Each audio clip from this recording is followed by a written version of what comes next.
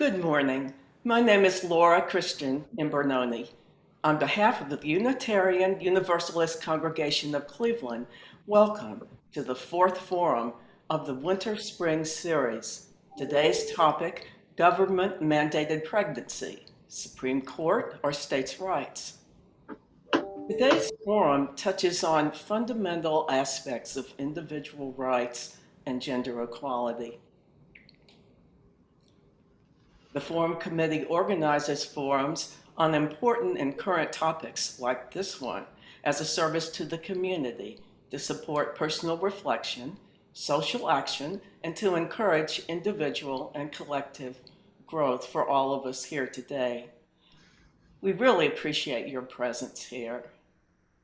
Now I'd like to introduce the coordinator for today's forum, Ken Freeze, a valued member of the Forum Committee.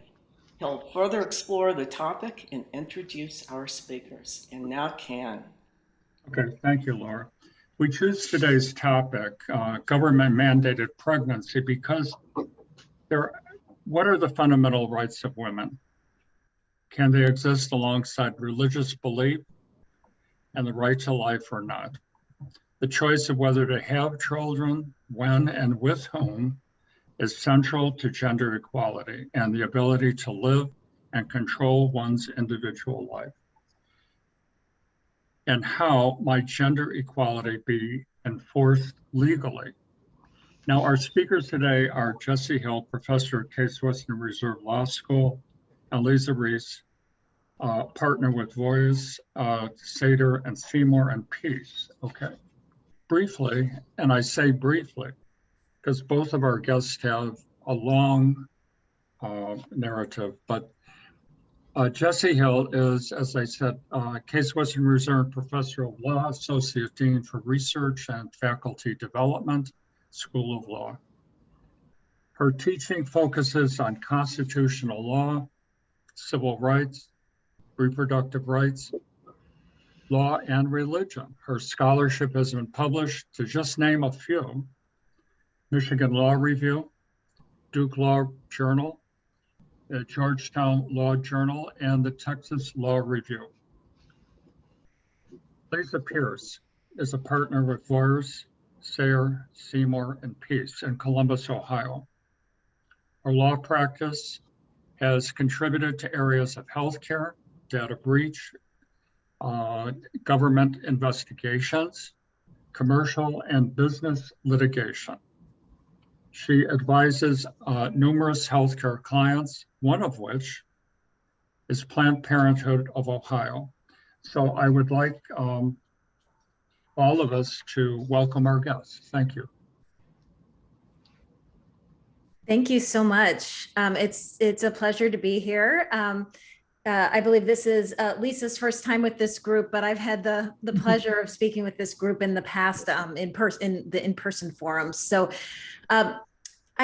today's topic is obviously a huge one. It's sort of a monumental topic, and this is really an important moment for talking about reproductive rights. So I guess what we thought we'd do is I thought I would start out and I'll give sort of a few remarks kind of framing the topic a little bit, and then a brief history of the sort of legal framework and the cases around reproductive rights. And then I'm going to turn it over to Lisa to talk about what's been going on specifically in Ohio, and also what the future might look like based on where we are right now with the US Supreme Court. And so just to be clear, I'll get back to this shortly, but when I talk about where we are now with the US Supreme Court, we're talking about the fact that the US Supreme Court has really two cases in front of it, but right now dealing with abortion rights, but one in particular, which sort of directly poses this question of whether or not there should continue to be a constitutional right to abortion, whether Roe v. Wade should be overturned. And it really is very much expected by those of us who are watching these things that the Supreme Court is poised to overturn Roe v. Wade. I mean, no one knows for sure, but we are in this place where that is a very likely outcome of what is pending before the US Supreme Court right now. So So let me start with just some framing remarks, and Lisa, feel free to jump in if there's kind of things that you wanted to say about this. I mean, I think when we talk about Roe v. Wade, right, it's a case that kind of a lot of people hear about, that we associate with the right to abortion, right? And what Roe did was establish that there was a fundamental constitutional right to terminate a pregnancy.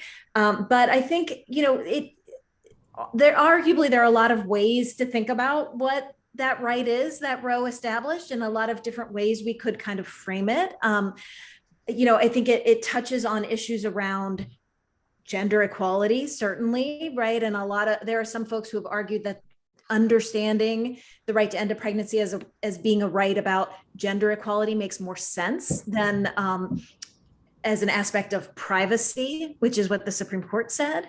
But I mean, it also sort of fits within this broader understanding about rights to make really personal decisions about your family and about your sort of life course, as well as, decisions about healthcare more generally. And so I think there are a lot of ways we can shape or understand the right. And then also it's kind of always intersected with religion, right? Like since the beginning, we have seen religious beliefs and views as intersecting with this set of rights, right? Whether it's because the decision whether to continue a pregnancy is itself a deeply sort of spiritual, moral kind of decision, and also because there are folks whose religious beliefs deeply oppose this practice and who think that it's sort of their responsibility to try to end it for other people as well, right? And Jessie, the only thing I want to jump in on is I do think that, as Jessie said, this is such a personal hot button topic, the right to terminate a pregnancy. But as Jessie said, if Roe is overturned, and there's a good possibility it could be, there are a number of other privacy rights besides abortion that could be at issue if you start to, sort of crumble that whole precedent. Everything from contraception to legalized. There was a Texas law that criminalized same-sex behavior in Texas up until 2017 or something. So it's not just abortion that could be at issue, and I think everybody is so focused on that. But this could fundamentally change a lot of these very personal decisions. I just throw that in there as well. Absolutely. Yeah. Thanks. Yeah. And so, right. It is this sort of in the context of this constellation of rights, as Lisa mentioned. And then I think also just again, as a sort of general framing statement, we can think about the terminology that we use around abortion too, and sort of question it seems like for a long time, we had these two sides, and a lot of folks still talk about it this way as pro-life or right to life, and then pro-choice. And, I think that those terms oversimplify and are not always completely accurate. We know a lot of the folks that identify with the right to life side don't necessarily, want to support the things that would make parenting easier for people, like the entire sort of social welfare system, nor do they necessarily support access to contraception. I know some of the folks that I've talked to who work at the State House will tell you that the people who were down there protesting masks and protesting vaccines are also there's a lot of overlap with the people who are in favor of restricting abortion. So there's a real irony there around the right to life, the my body, my choice kind of language that they embrace in the anti-vaccine context, and not in the abortion context. And then at the same time, I think that the pro-choice side, that the essence of it is not that everybody needs to have an abortion, or even that everybody needs to find it acceptable personally, but rather that this is an intensely personal decision that should be made by individuals and their families in consultation with whomever they consult, right? And not by the government for them. And so, kind of keeping that mindset as well, that it's not about, the pro-choice view like is broad enough to include, people who for themselves would never make that decision, I think. I don't know if there's anything you wanted to add on that, Lisa. No, I think you've hit both sides. I mean, I find the irony interesting in the State House example that you gave. And, my frustration remains that it feels like the folks that are on that pro-life side, and again, to your point, I think that pro-choice doesn't necessarily mean pro-abortion. It is simply, it encompasses everyone. But, my concern with the right to life side is, they're very concerned about life until actual birth, and then so many of the programs that would help, a mom with a difficult single mom pregnancy and now raising a child, we just don't find that same support. So it's a very difficult tension to be able to make one side work and then not help on the other side. Yeah, great. So okay, I'm gonna take like maybe 9 minutes to give you, try to stop within 9 minutes, to give you the whirlwind tour now, very briefly, to set up, the past almost 50 years of abortion jurisprudence in the Supreme Court. But really, I'm just trying to draw a very quick sketch of like, where are we now, but how did we get there as well? So as you know, Roe v. Wade, 1973, the Supreme Court, as we mentioned, recognized that the right to end a pregnancy is a fundamental right. So states cannot ban abortion. And Roe v. Wade it said that this was an aspect of the right to privacy, meaning the right to make important personal decisions without government interference about your family, about your body. And so this meant that, and not only did Roe decide that this was a fundamental right, but also said that basically states couldn't restrict abortion very much either. It was a very sort of protective decision in terms of saying, you can't ban abortion. You also, we may strike down laws that are trying to restrict access to it too much. This was a 7-2 Supreme Court decision. So Republican appointees, Democratic appointees, it was, a large majority. So, and then, as many of you probably know, in the years after Roe v. Wade, there was a sort of concerted effort by folks who opposed abortion rights to do what they could to chip away at or, overturn that right. And one big aspect of this was changing who was on the courts, both the US Supreme Court and the lower federal courts. So, there was a lot of legal activity throughout the 70s, 80s around abortion, but I think the next really big touch point was in 1992, when a case called Planned Parenthood v. Casey made its way up to the Supreme Court.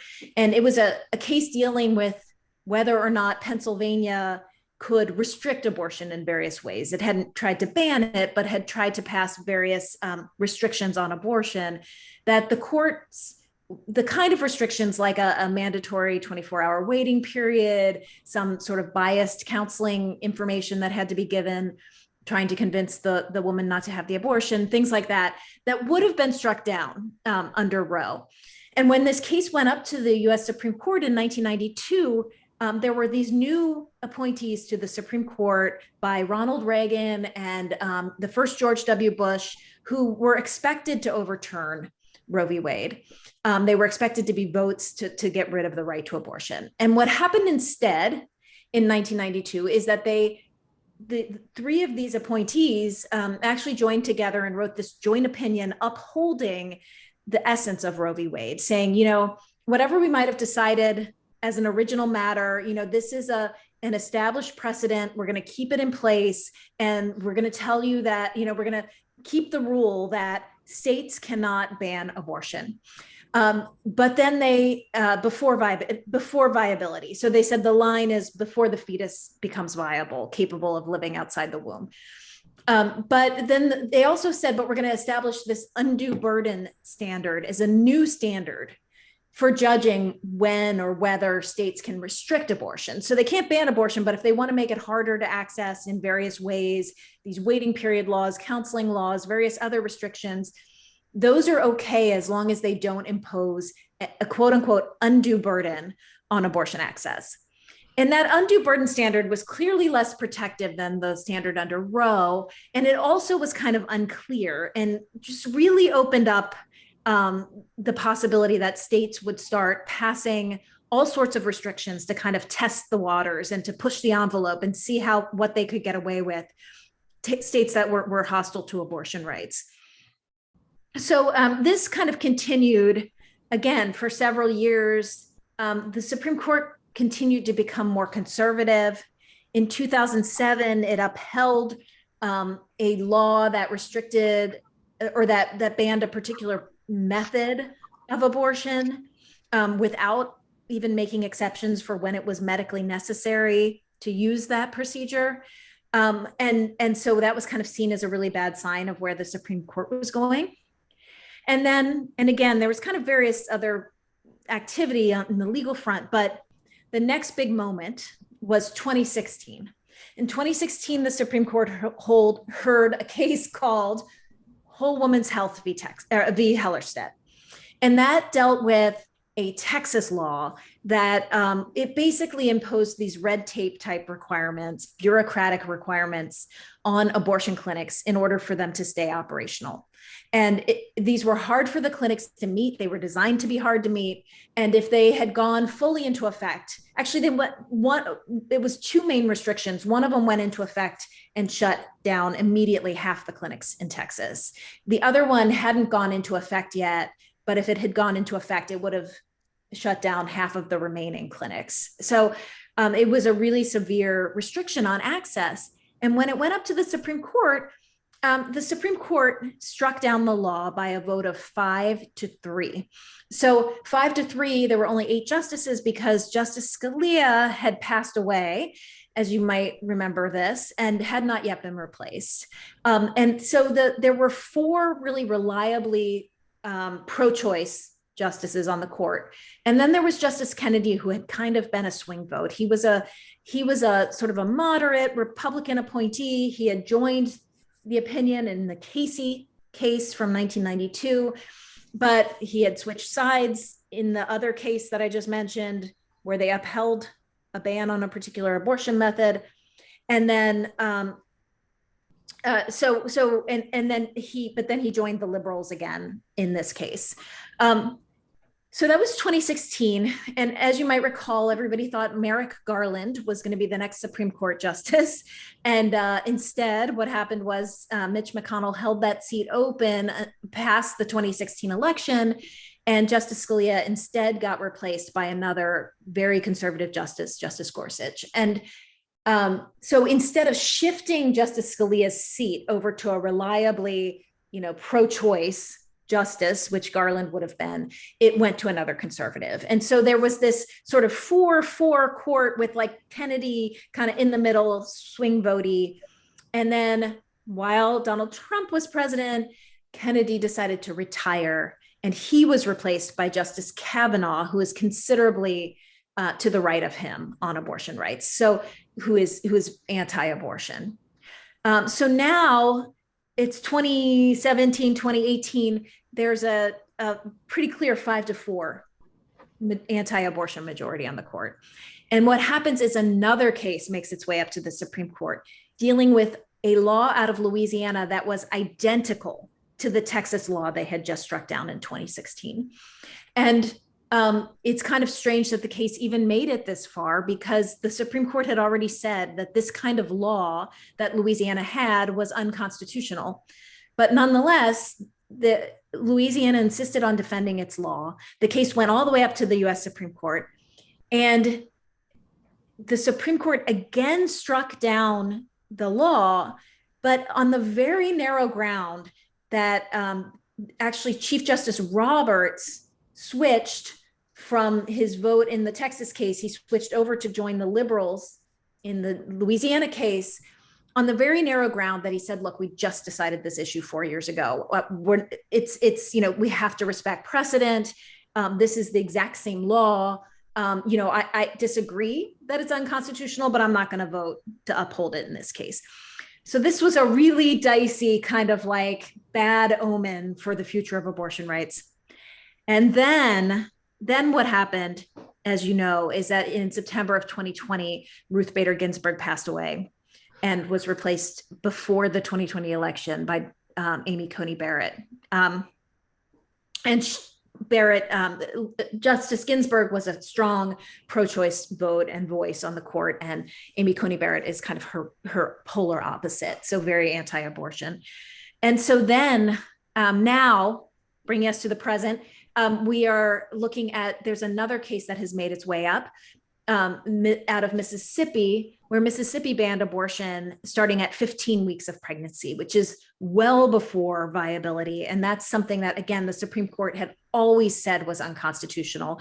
Every court faced with a law like that struck it down, said if you're trying to criminalize all abortion before at a stage before viability, it's just unconstitutional. And nonetheless, the case made its way up and the Supreme Court agreed to hear the case. And then after taking the case, explicitly basically said it was going to decide whether or not to keep Roe v. Wade as a precedent. And Mississippi asked the Supreme Court to overturn Roe v. Wade and just decide that the Constitution does not protect the right to abortion. And that's why it should uphold the law. And then just one quick word, and I'm over my time, but that I wanted to talk about this. But just one other thing is, you may have heard that at the same time, there's been this law out of Texas where Texas banned abortion starting at 6 weeks of pregnancy, which is really early, before a lot of people even know they're pregnant. And basically that case has been meanwhile making its way up on various emergency motions, trying to get the Supreme Court to intervene and at least put this law on hold while the litigation plays out. And the Supreme Court has repeatedly refused to intervene, which I personally read as being a very bad sign about what the Supreme Court intends to do with Roe v. Wade as a precedent. Okay, so sorry, I'm going to turn it over to you now, Lisa. I've talked too long. No, that was a great setup, and it really does set the stage for where we are, both nationally as well as in Ohio. So, it's funny, I've talked with friends that say, well, if Roe v. Wade is overturned, that means the right to an abortion goes away. And that isn't true, at least at this point. It goes away. It goes away as a protected right, meaning that the states will be the ones to determine where folks can have a legal abortion and where they can't. And at this point, Ohio is definitely on that side where if Roe is overturned, it is very unlikely that abortion will be legal in Ohio. But I will tell you that even if there is some semblance of the right still left after the Supreme Court decides either Jackson in Mississippi or Jackson in Texas, Ohio has, as Jessie had pointed out, in sort of this history, has been making that right for women, which still exists at this point, literally more difficult year by year, day by day. And it's been doing that by enacting numerous administrative type of restrictions that make this incredibly difficult. So, let's talk about the populations, in my view, that probably are the most impacted. I was reading a couple things just this week about, is the right to abortion simply, and I think we're going to get back to this discussion, in terms of gender equity, is this just careerists trying to be able to make sure they can have their career in this, and this is one of those tools to be able to do that.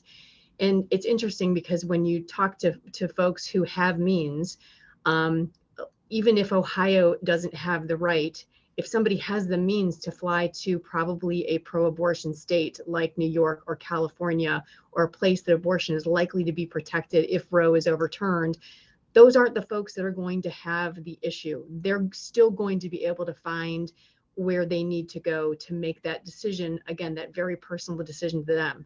So who is this going to have the most impact on? It is probably those vulnerable populations that we all know already struggle to access healthcare in any form, and maternal care, even if they're trying to have children.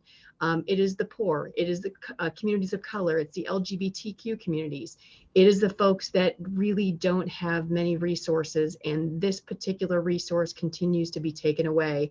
And these restrictions, for folks, they look at it and say, well, if you just have to wait 24 hours, that's not that big of a restriction. Well, for some folks it is. If they have to, if let's just say they're in Youngstown and have to drive to Cincinnati to be able to get that care, Can they take Tuesdays off? Do they have money for a hotel? Do they have another kid back at home that they have to get daycare for? They have to miss work. So that really does become a big deal the less resource you have. The requirement for counseling, a lot of that counseling is incredibly biased. It's not laying out all the options. And again, when we talk about pro-choice, we're not talking about necessarily pro-abortion, but you ought to be able to talk with your healthcare provider in good faith about all of the options. So, it's those type of restrictions, and they've just gotten worse since all that's happened. For a number of our providers in Ohio, and let's just say about half of them have already been closed down in the last 10 years because of the number of hurdles they've got.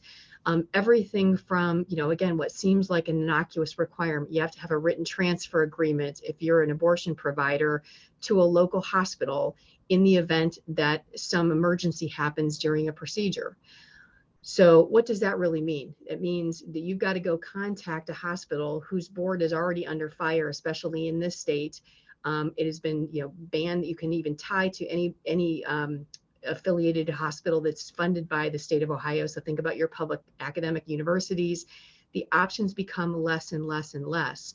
And what's the point of that written transfer agreement? It's to do something that you would already do, in the event something went wrong. If something is happening and you don't have the capacity as an ambulatory surgical facility, of course, you're going to call 911, or you're going to transfer immediately to an emergency room, and that hospital is going to have to take that patient. That written transfer agreement's a big red flag at this point, but it's one of those things that is making in Ohio, for a variety of the clinics, almost an impossibility to do business, and it's shutting down more and more clinics. The Ohio Department of Health at this point has the ability to grant a variance, and those variance requirements typically require 4 different backup physicians to agree to be your backup to replace that written transfer agreement. But even this past fall, they've added more requirements that they can't be paid to teach by certain medical colleges. They're trying to legislate the existence of these clinics out simply by regulations that these clinics can't meet.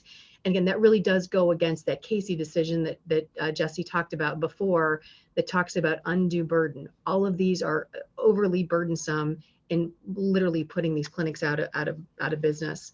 Some of the other restrictions that have occurred in the last, really 4 or 5 years, the defunding completely of Planned Parenthood. Planned Parenthood now has, everybody thinks about abortion care, but Planned Parenthood does so much more than that for, again, these very vulnerable populations that provide all kinds of healthcare to women and others as well. And they've seen, mammograms, it's a life-saving screening tool. They now can't, they're limited on who they can provide those to and the amount they can provide because of the defunding. Banning abortions in Ohio after 22 weeks, that viability standard continues to go further and further. In some ways, I feel like if we just get out of Mississippi with a 15-week ban, we may be lucky at that point, but that's so below, as Jessie said, the viability standard that has been precedent for, almost 50 years. One of the bans that is in effect right now that has not been blocked by a federal court is the Down syndrome abortion ban, meaning that an abortion provider at this point cannot perform an abortion if they believe that the reason the person is seeking it is because of a Down syndrome diagnosis or a concern about that.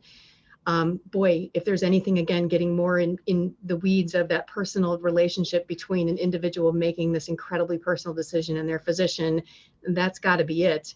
And also, how do you legislate knowing somebody else's intent? Very dangerous precedent, not just for abortion, but for lots and lots of rights. A couple of other things that are pending in the way, but right now have been blocked by courts right now from enforcement in Ohio are the heartbeat abortion ban, which means it's been at least legislated by our very conservative Ohio legislature at this point. And it's interesting how all this ties back up to voting rights and the redistricting battle that's happening. Our legislature is so far to the right now as well. For anybody that is either on the left or in a whole bunch of moderates, I think the voice continues to go away and these bills continue to pass. But that heartbeat bill is once that someone can, register a heartbeat on an ultrasound, then it would make abortion illegal at that point, literally probably at 6 weeks. The ban on D&E method of abortion was partially blocked in 2019. Interesting for the new boom of telemedicine because of the pandemic. The ban on telemedicine for a medication abortion was partially blocked in 2020. And then the most recent thing that we were seeing, and that I know some of our clinics were preparing for, was the requirement that any fetal tissue actually, the mother is required to, not required to, is asked to, do they want the fetal tissue buried or cremated? Again, seeming to place rights around something that didn't have rights before. So that has been partially blocked right now. Still waiting where that is all going to go. But certainly in Ohio, the landscape is incredibly tough, even before these decisions on Roe, and these rights continue to get squeezed more and more. And, again, once again, I think that it is impacting the most vulnerable communities that already have very difficult access issues to this care. So once again, and I wanted to talk briefly about what happens if the court overturns Roe. As I say, unless, and I was thinking about this last night, Jessie, the scary thing could be, let's just say we do have a Republican president in 2024, along with 2 Republican chambers. Technically, I suppose there could be a nationwide ban on abortion at some point that we're not even contemplating. At this point, we are contemplating that there are going to be certain regions of the country that this care will not be available, and certain regions that it will. And I know that certain states have taken action who are, again, pro-choice and want that care, to establish legislation to protect it, as opposed to just relying on the court. So, for Ohio, I think we're going to certainly be in that. There's not going to be that option. And folks are going to have to look to other places to be able to find that care. And again, for folks of these impoverished communities, these vulnerable communities, that option is going to probably go away. Mm-hmm.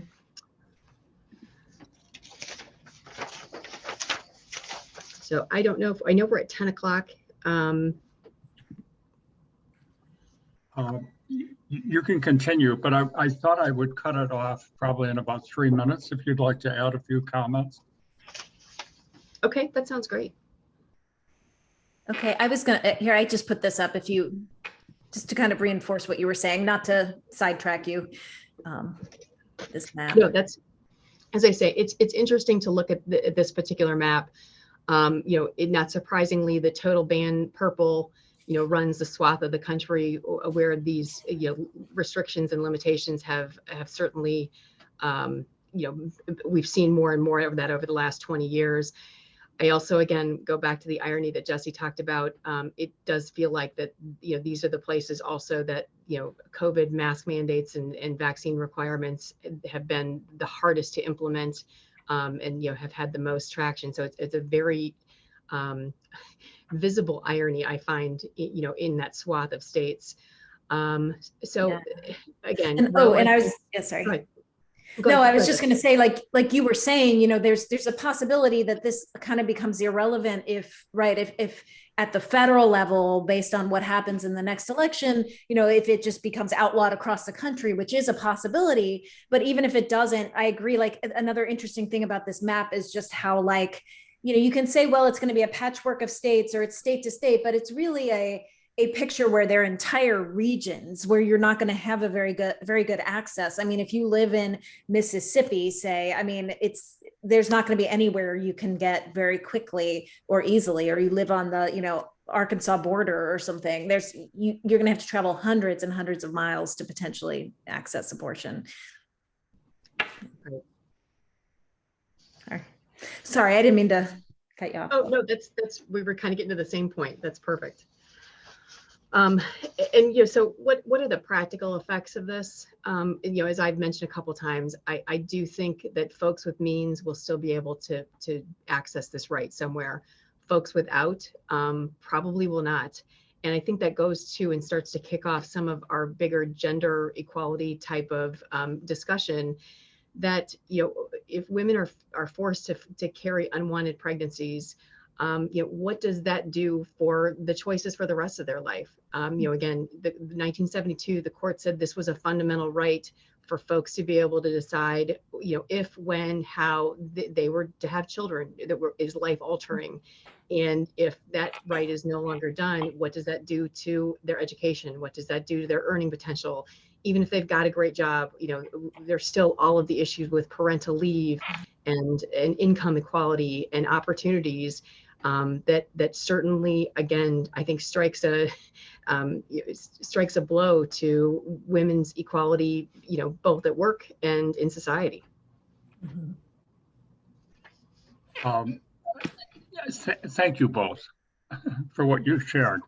I want to comment before I go to Q&A is I was talking to Susan yesterday, and she said if Roe v. Wade and Casey were overturned, probably 23 million people, women, would be affected. So I guess our legislature in Ohio and our courts will decide.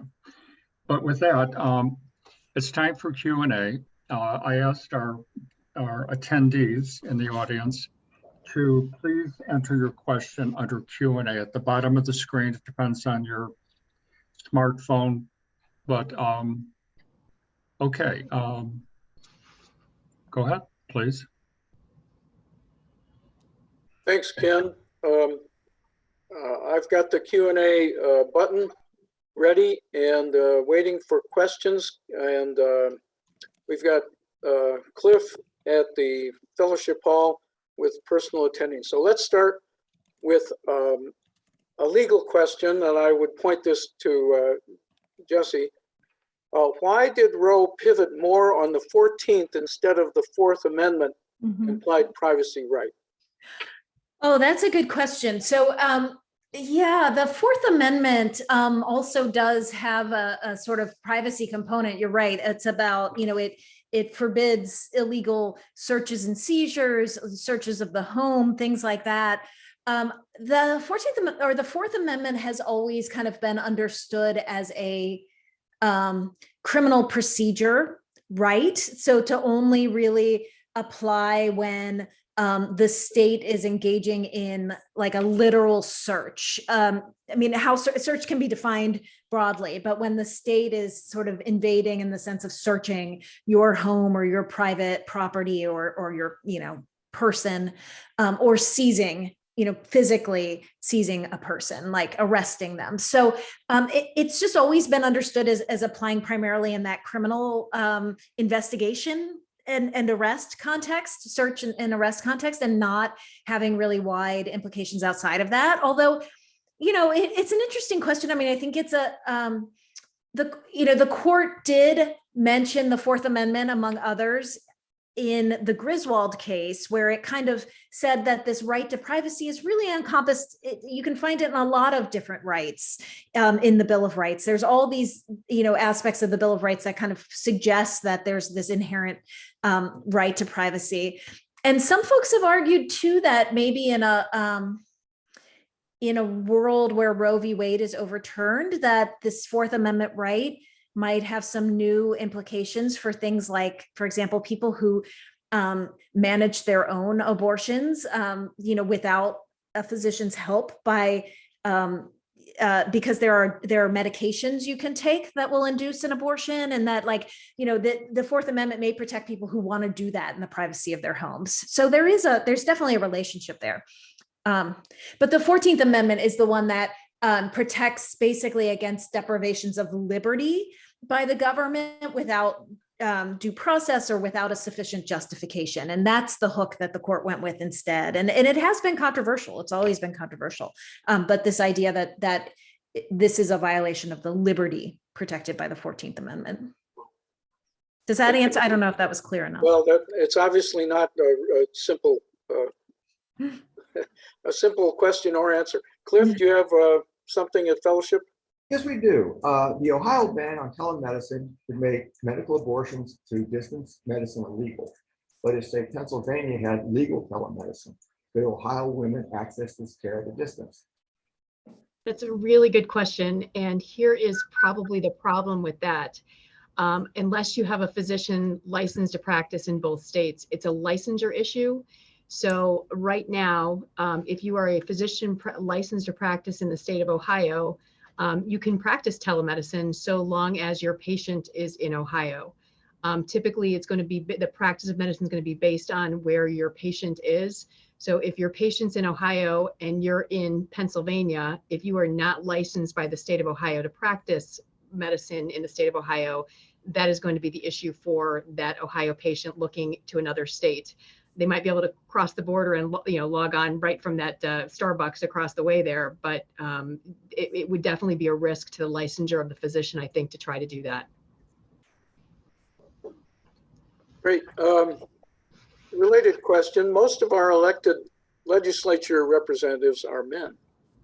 If most of the elected representatives in Ohio were women, how significant a difference might that make? I don't, well, yeah, so I don't know that I'm any more qualified to weigh in on this than anybody else. I mean, I think maybe it would matter, although, a lot of the legislators that we see really pushing these measures to restrict or ban abortion are women. So, I think we can speculate about what that's all about. I think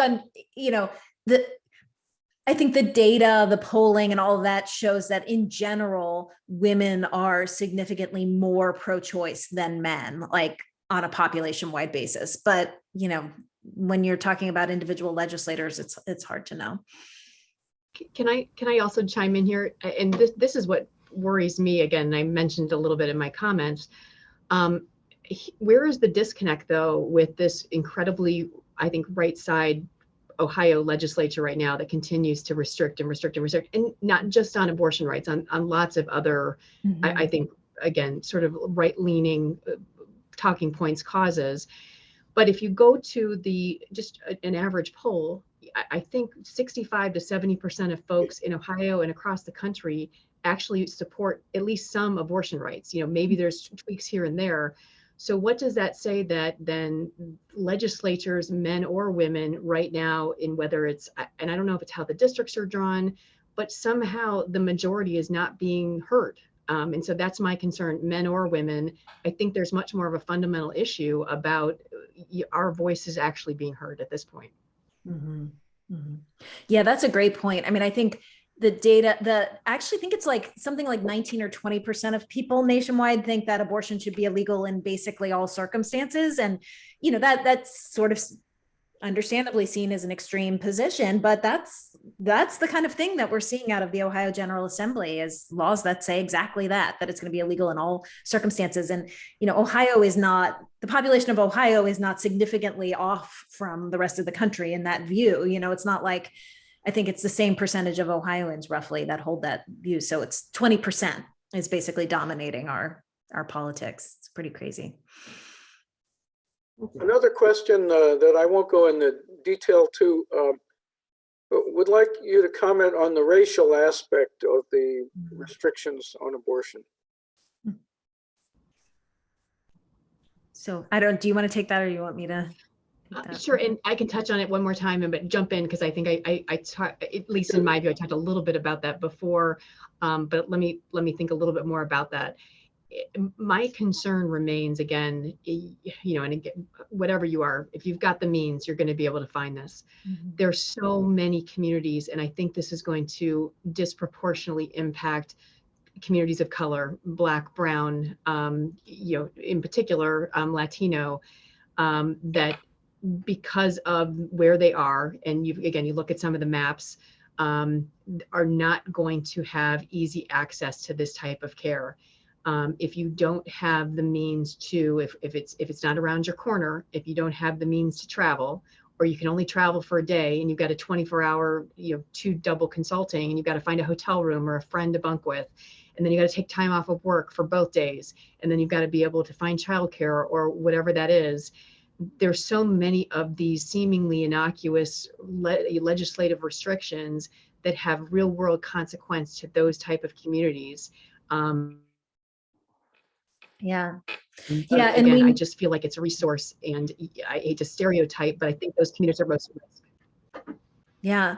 Well, yeah. And it's also the case that people of color disproportionately have abortions. So, more than are overrepresented in terms of their representation in the population. And again, likely because these are folks who already disproportionately struggle to access to healthcare, contraception, things like that consistently. And so, I think it's absolutely the case that abortion restrictions disproportionately affect people of color. I think there's also, it's so complicated. Like there's so many ways in which the racial issues intersect. I mean, there has been a real attempt by some folks who oppose abortion to suggest that abortion is some kind of racial genocide because it's disproportionately people of color who access abortion, that like somehow there's I don't even fully understand it, but like that there's somehow a conspiracy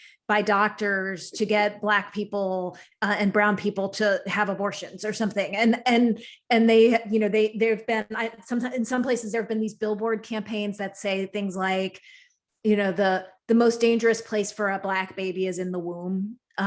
Or Black babies are an endangered species, which again are themselves incredibly racist, but trying to suggest that there's some racism occurring on the pro-choice side of folks who again are not trying to force anyone to end a pregnancy, but are just trying to give people options that they may need. Cliff? Yes. The originalist view is that the U.S. Constitution did not guarantee abortion rights, but in practice, could we say it did in that there was no criminalization against abortion before the quickening until the 1860s, when states began to pass laws owing to the various forces at work. In 1973, in a sense, the U.S. Constitution basically codified its historical stance. If SCOTUS repeals Roe v. Wade, is this a brand new, unprecedented stance of the Constitution?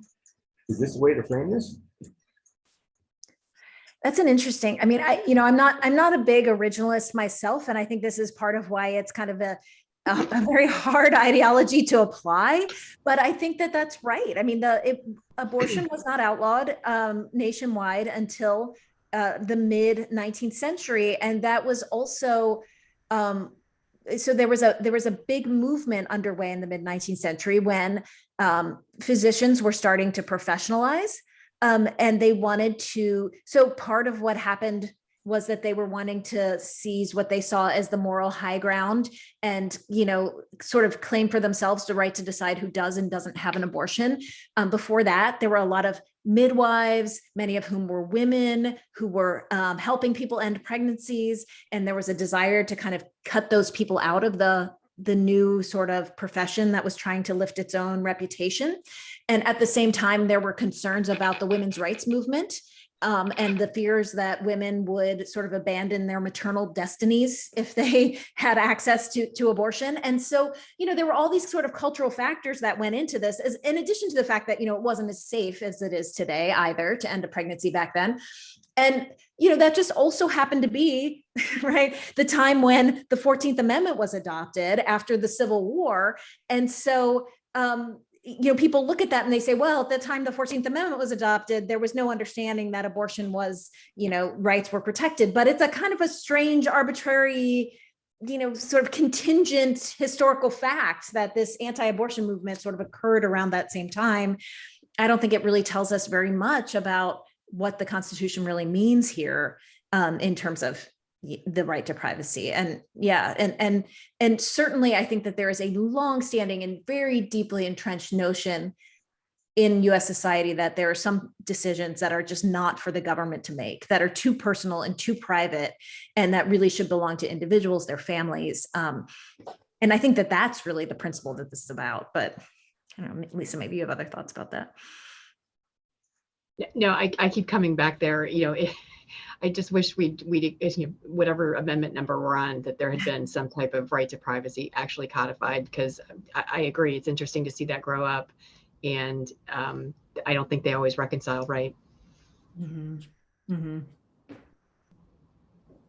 We have a question and a comment from Cindy directed toward Lisa. It says you touched on the redistricting and the silencing of the center, moderate and left voices. Would you like to comment on the current Ohio redistricting battle and the fact that the lawsuit brought to the federal court has been brought by the leader of Ohio Right to Life? That's crazy. Yeah. Yeah, I have been following. It's interesting. I'm on the board of the Ohio State Bar Association, and we've been following sort of the redistricting battle all week. And I know that they were working till late into the night till they hit the deadline and kind of throw up their hands to the Supreme Court. And I know some folks are suggesting this was a deal made. You know, if they could agree, then they get 10 years. If they couldn't agree, they get 4. But there's no room for the Ohio Supreme Court to step in. You know, personally, I am happy that the Ohio Supreme Court is stepping in. It'll be interesting to see kind of where this goes. I know that, you know, as you pointed out, the Right to Life head is heading this up. You know, my concern remains that when you've got sort of that faction or, you know, somebody on the left that's so far left, you got the 20/20, you're missing the 80%. And I'm hoping the courts stay with our fundamental tenet that, you know, democracy is a representation of the majority, and, you know, no one should be able to hijack that on either side. I'm holding out hope somewhere that the courts will continue to intervene until at least a semblance of a fair map happens. It makes me, you know, I feel like this is the first time in a very long time that I can remember that state after state, you know, maps are being challenged, and the challenges are holding up. That, you know, the courts are starting to take this seriously. But I do think, you know, well, abortion rights and gun rights and whatever are certainly hot and button important issues. I feel like there's a fundamental problem at the base that says the majority voices aren't being heard. Yeah. Yeah. And just to jump on that, I totally agree. And I think, you know, the head of Right to Life knows that if we end up with a 54-46 Republican to Democrat representation in our state legislature, they're not going to pass these abortion bans. They're just not. I mean, they may pass some restrictions, but they're not going to be able to get the votes to pass really extreme abortion restrictions anymore. And that's, you know, that's part of what this is about. Although somebody did point out to me recently that, you know, if that's what ends up happening and we get these new maps, the lame duck session in 2022 after the election happens, but before the legislators are out of office, is going to be, you know, really a time when we see some potentially extreme legislation. So it could still happen, but these issues are definitely so intertwined. I agree. Okay. Question, we have the Equal Protection Clause. So what we're going to be looking at is some states saying this is legal, some states saying it isn't. How is that going to work? Yeah, we'll see. You know, it's we haven't really had this before. I mean, you know, I guess the closest analogy would maybe be right now there's a patchwork of laws around marijuana legalization at the state level, although, you know, at the federal level, it's still illegal, but the federal government isn't really prosecuting possession. So, you know, but I think that this is going to be different. I think this is an issue that there's more intense feeling about. I think, so, you know, we're all kind of assuming that people who can travel to states where abortion is legal will do so, but we may also see situations where states try to forbid traveling to other states to access abortion, and, you know, claiming that the fetus is one of their citizens and they have an interest in protecting that fetus's life, and, you know, that you can't leave the state to go end a pregnancy. It's something we could see. But, you know, there's nothing, I guess there's no, if abortion is no longer, if the right to terminate a pregnancy is no longer a fundamental constitutional right that like everybody has, right, then there's no reason states can't regulate it however they want. I mean, that's kind of what federalism means. So it's okay to have, you know, the whole premise of overturning Roe would be that this is not an aspect of equal citizenship anymore, you know, so it doesn't matter if you have it or you don't have it when you travel from state to state. And I mean, it is hard to wrap your mind around, but it's certainly, you know, it could happen. I guess we'll see. The ironic thing is, you know, who knows if this winds up back in front of the Supreme Court at some point on that same issue. When you look at the right to counsel under the Sixth Amendment, that was originally a patchwork as well, where certain states were recognizing it in the criminal context and some were not. And eventually it got up to the Supreme Court and, probably hit the court at the right time when it was probably much more of an activist court. But there was a recognition of the right to counsel in criminal cases. There's a movement right now in civil cases. It's called the Civil Gideon Movement. We're kind of doing the same thing, going state by state, looking at fundamental human rights, the right to housing, the right to perhaps a job, the right to your kids, and whether or not there is a similar civil right to counsel under the Sixth Amendment.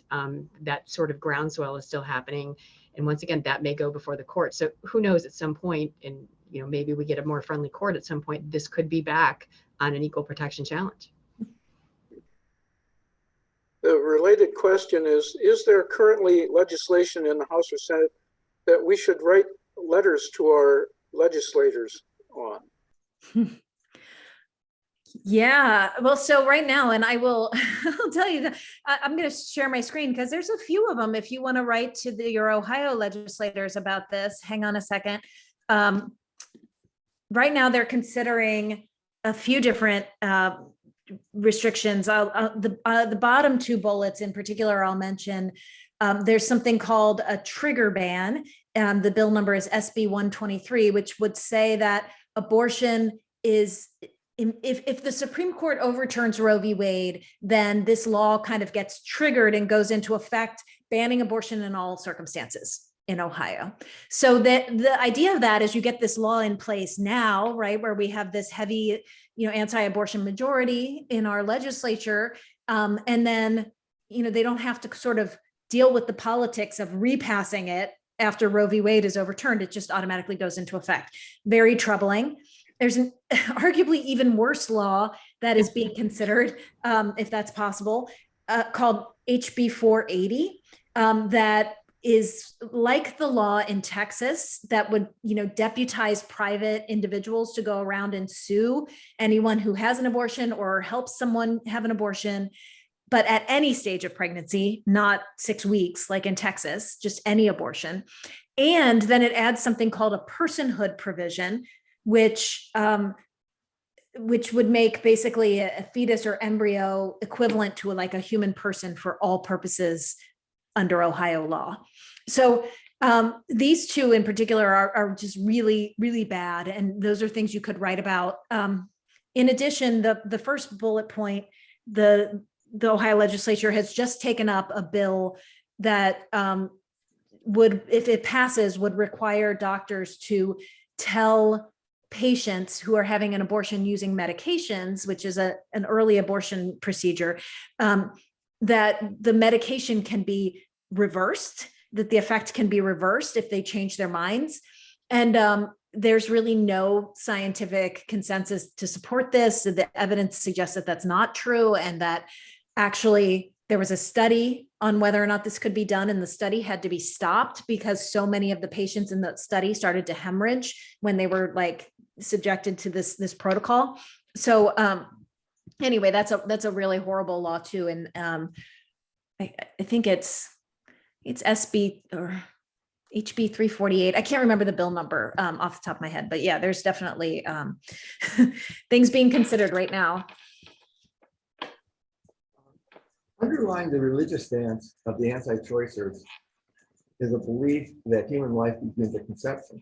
As a UU, I'm also a deeply religious person, but my religion does not consider an embryo or a fetus to be a person, and that the inherent respect for the concerns of the mother overrides restrictions.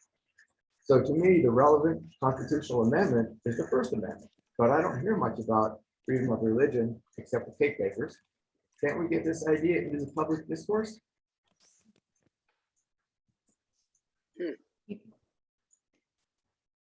Yeah, I mean, I can jump in. I think that that's right. I think for a long time, there's been this assumption that like the religious view opposes abortion, right? And it has just really been just dominated by one particular set of the public discourse around abortion rights and religion has really been dominated by one particular religious viewpoint, mostly associated with partly Catholicism, but also evangelical Christians. And they are not, the evangelical Christian view is certainly not a majority of this country's view. And even Catholics, lay Catholics, are predominantly pro-choice, actually. I mean, they're closely divided, but more believe that abortion should be allowed than believe that it shouldn't be. So I do, there's a group called, I believe it's called Faith Choice Ohio. Right now, it used to be called the Ohio Religious Coalition for Reproductive Choice, and I think they changed their name to Faith Choice Ohio. But this is one of the things that they're working on, is trying to really shift the dialogue around religious views on abortion, and not let one side kind of dominate that discourse. I'm going to put it in the chat. The one other thing I find it fascinating. I mean, I even look at some of the other religious right cases right now. Mm-hmm. The cake baker case. Somebody who says, my religious beliefs say that I shouldn't have to bake a cake for a same-sex marriage because I don't believe, I believe that's a sin, et cetera, et cetera. And it's interesting to me that, again, you can have those carve-outs, but that impacts that one person. They're not suggesting that they're going to tell everybody else what to believe or what to do. They're just trying to get out of potentially doing something under a Commerce Clause they should be doing. But it's interesting that they go back the other way then and say, my religion, I'm going to impose that on everybody and say, you have to believe this and we're going to legislate this. Mm-hmm. Once again, it just feels like it's they're talking out of both sides, and you shouldn't be able to have it both ways. If you're going to protect religious freedoms, that's fine, but it shouldn't be legislating everybody else. It should dictate what you do and what you personally choose. Yeah. I think it can be reconciled. Mm-hmm. There are a couple questions that are quite similar, basically about getting a prescription abortion pill from Canada and getting it mailed to you in the United States. Is that a scenario that makes sense? Could that be done legally? And would there be restrictions on even a procedure like that? So I'd have to always trace the licensure issues to be able to know who can prescribe, and can you get things out of Canada or another country. The internet's an amazing thing. You can get pretty much anything anywhere. To me, the question is it safe, and is it legal in terms of the licensure issues first? Could states restrict, could the federal government restrict, trade to say these things you can't go get? Sure, they do that all the time. But it's a harder question, I think, because we have to look at who's licensed to do what. Can they prescribe? Is the pharmacy, able to fill based on that? I just feel like it's sort of more that interstate licensure issues that we're going to continue to run up against.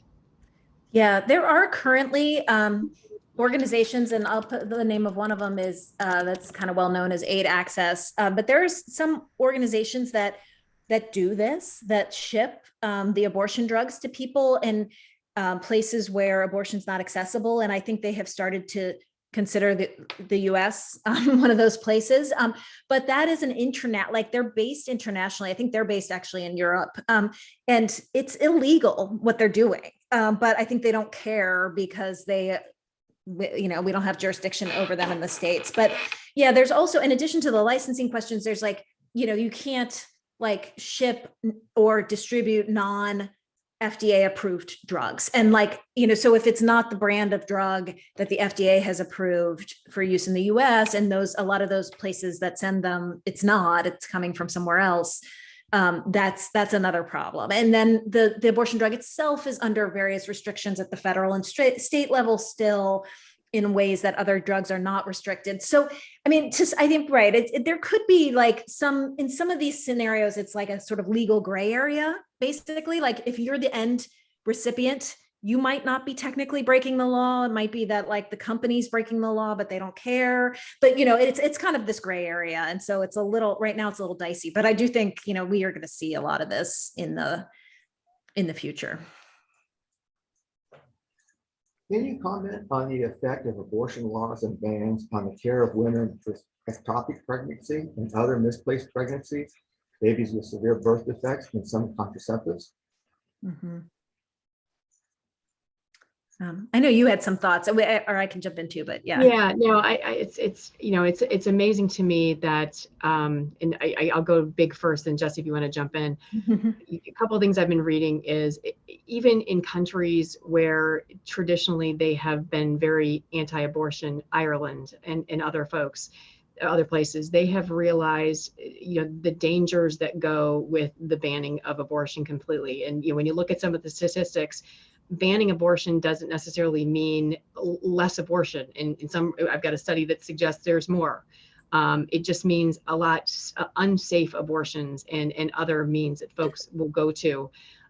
When you look at, but back to the question, you know, I was reading something about even in El Salvador, where abortion is illegal completely, and providers as well as women are fearful of just simple miscarriage treatment because, you know, can that be perceived as a botched abortion or, you know, some self-induced abortion? And you've got women who are serving prison time for literally simply a miscarriage, and providers that are afraid to touch them. And so again, what does that do to the overall safety? And are we going back, you know, 40, 50 years where, you know, women were the biggest maternal mortality rate is what was this type of care, or lack of. So yes, do I think that remains a huge problem and could be criminalized? I do. We've seen it in other countries. Yeah.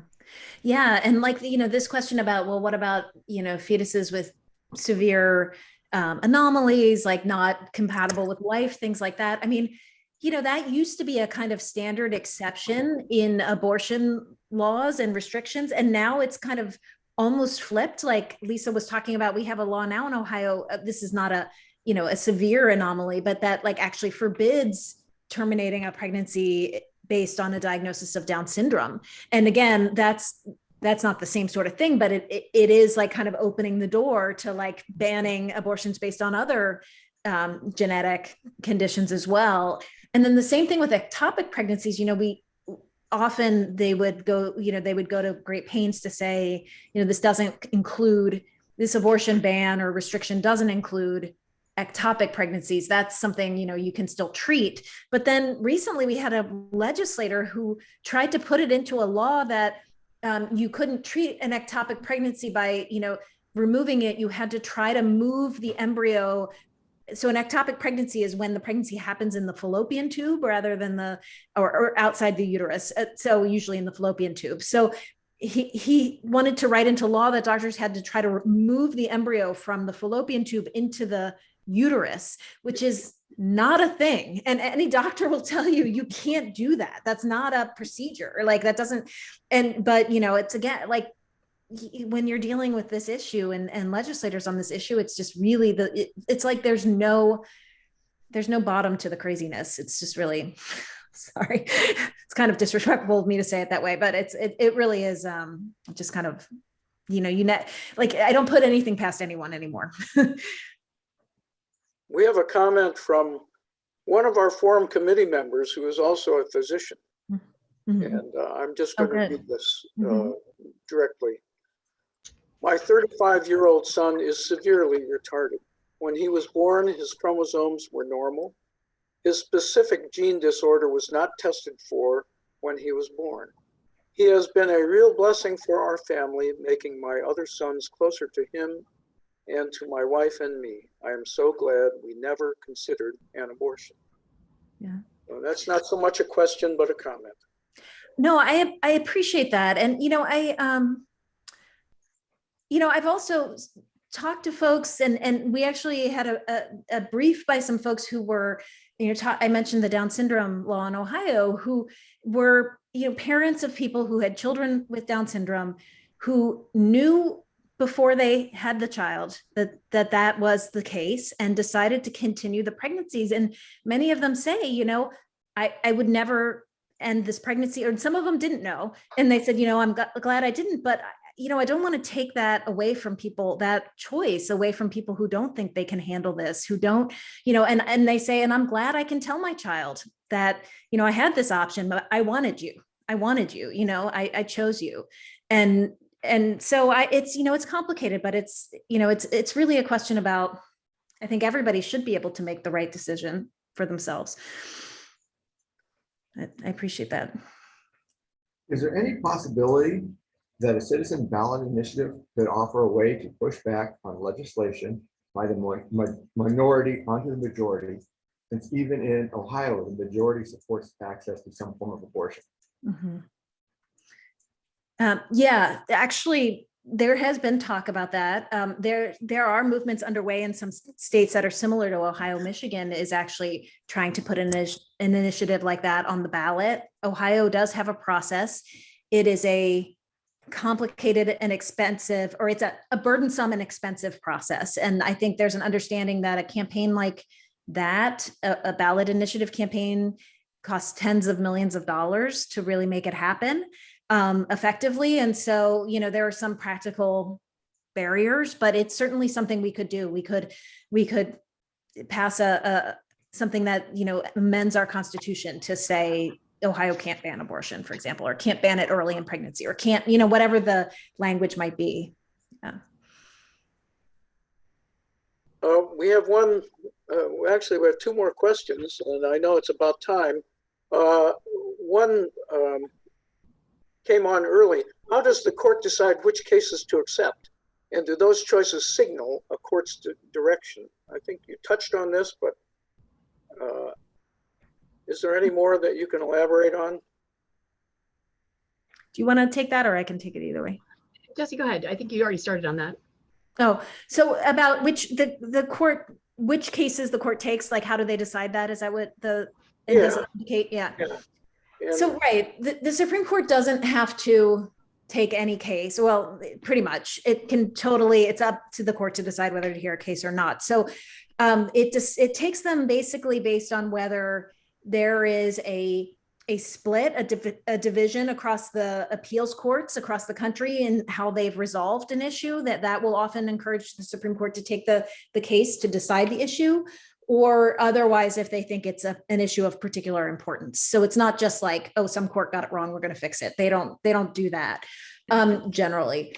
So the fact that, I think, right, even the fact that the Supreme Court decided to hear this Mississippi case was taken immediately as a bad sign for those who want to keep, Roe v. Wade in place, because there was no split. There was no disagreement across the country about what existing law required. It seemed very straightforward. There had been other cases litigated like this, and the Supreme Court just slapped them down and said, we're not going to take it, not going to hear it, not going to hear it. And then when they took this case and then went on to say, we are taking this case to decide whether Roe v. Wade is constitutional or, should remain the law, it definitely seemed like a signal. It doesn't always tell you. Sometimes, they could have just taken it to reaffirm that Roe v. Wade remains the law of the land, but it seems unlikely.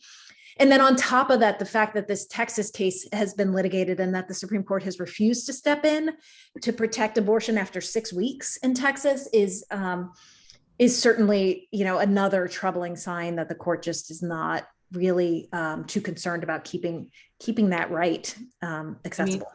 In Texas, there's been an effective ban on abortion since September 1st, and the court probably for the first time has been unwilling to step in, especially in a case that has an interesting, unique feature, that there's this bounty hunter feature that I think is troublesome to lots of folks on lots of issues.